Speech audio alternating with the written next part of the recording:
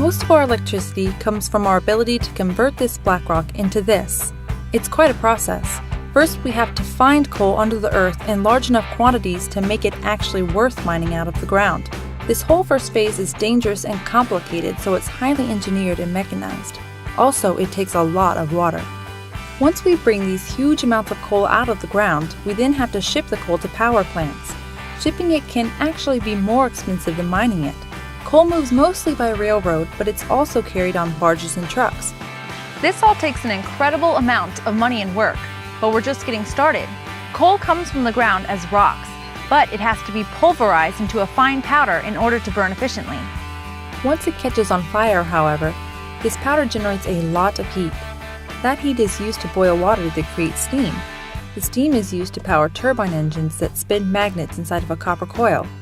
This creates the electrical energy. The first steps of the process are difficult, but the next phase is even more complicated: getting the electricity to us.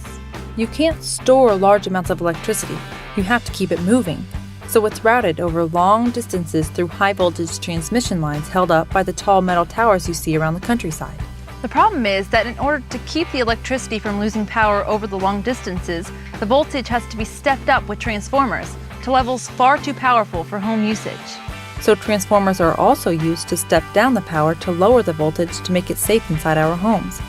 Once it's stepped down, it comes directly into our homes via a huge network of utility poles and wires, and all we have to do is flip a switch to use it and enjoy it. Creating electricity from a rock is a long, intensive process. Knowing where our energy comes from helps us understand the importance of using it wisely.